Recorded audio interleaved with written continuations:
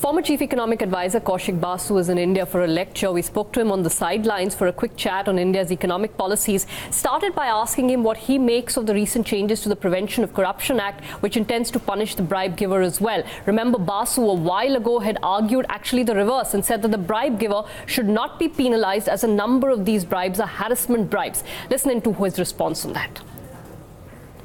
Actually, from my brief reading, I don't feel that these are amendments in the right mode. My big worry is that if you give the bribe giver a window of 7 days and a disproportionate protection to the bribe taker, then the 7-day window is not going to achieve the kind of thing that I had argued. My suggestion was never taken. It is something that was on paper.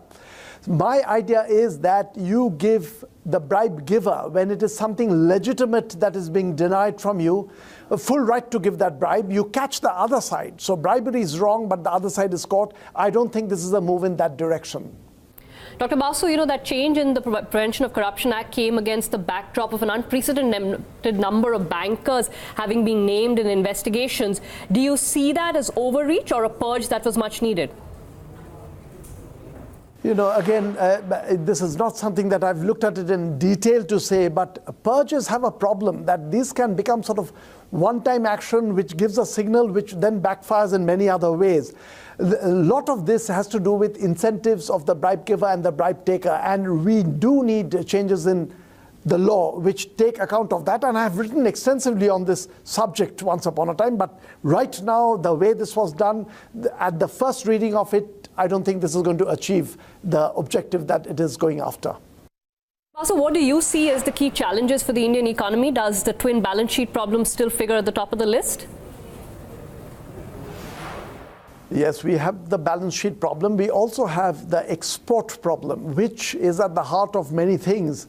If India's exports did better, we would see a pickup in jobs, something that was being attempted. The exports were being attempted and the jobs were being affected. But as I said earlier today, the export problem has to do a lot with the minutiae of the manufacturing sector. But in addition, it has to do with exchange rate policy. And we have to pay attention to that so that the rupee does not get, the real exchange rate does not get appreciated. In fact, I would go for a small amount of managed depreciation of the currency, which I feel is going to give it that shot in the arm that our exports very badly need.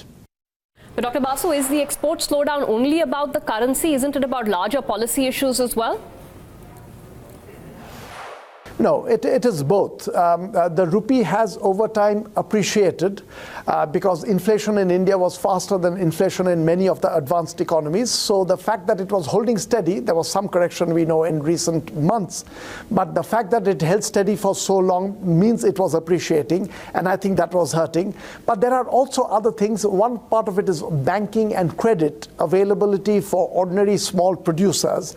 Thanks to this is a long-run problem, the non-performing assets problem. Till that gets corrected, the credit situation remains difficult, and that also is a bit of a stranglehold on exports. So there are many things that have to be done right, but one or two of them are relatively easier, and I think those incentives ought to be thought through carefully.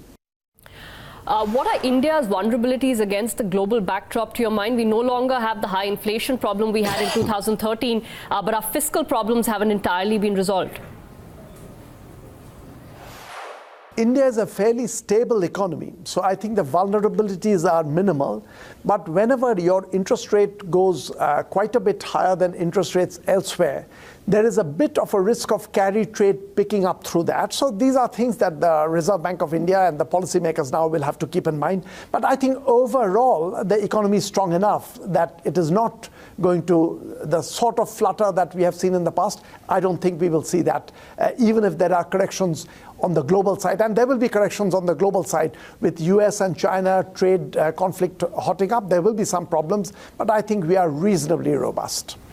A last question then as to how you see the trade tensions globally, and do you fear that this could spill into currency wars?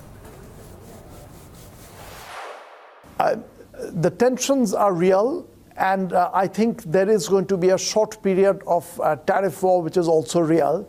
But I like to believe when I talk to a whole lot of people in the policy world in the United States who realize that by sparking of a tariff war or a trade war or a currency war for that matter, you are not going to help matters, and that's probably going to give China a greater space with a whole lot of other economies, getting closer to Europe, getting closer to Canada, getting closer to Mexico. So I like to believe that this is going to be pulled back. So there'll be some turbulence for a short while, but we will not get into a full-fledged war because this will be realized as a move in the wrong direction, and the rich nations will pull back from this.